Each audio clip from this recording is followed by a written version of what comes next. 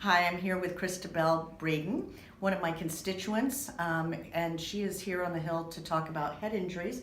We met each other, and I thought that her story was compelling, and I wanted to hear about it. So you yourself sustained a head injury, is that right? Yes, I am a brain injury survivor. And at what age did you sustain a brain injury? So I've had multiple injuries. My first brain injury, the most significant one, was when I was 14 years old. And as I understand the story, that happened when you were playing Red Rover Yes. at your church. And so fast forward, how old are you now? I'm 25. I'll be turning 26 in a couple weeks. All right.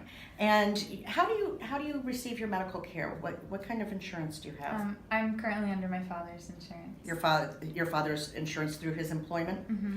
And you said you're turning 26. When's your birthday? I am March 29th. Well, happy Coming up. birthday. I have a child whose birthday is just before that. And so what will happen to your health insurance at that point in time? Well, when you turn 26, you're off your parents' insurance. So, we've been trying to figure out what to do.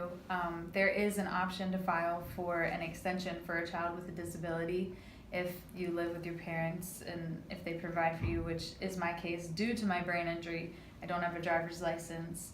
I deal with a lot of fatigue and headaches and symptoms regarding the brain injury. And so I'm very fortunate to have parents that have fought for my recovery and helped me.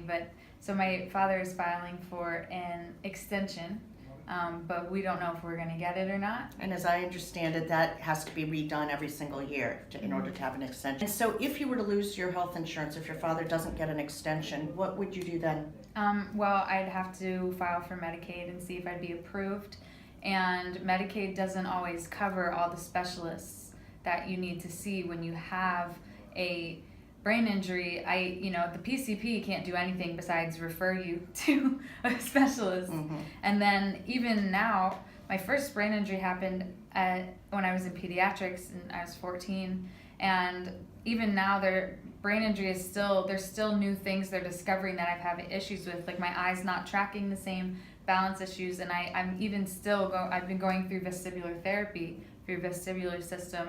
That's been helping me even now 11 years down the road, still needing new treatments. Well, Christabel, I just want you to know that this is exactly the reason why I will continue to fight for people to be protected with pre-existing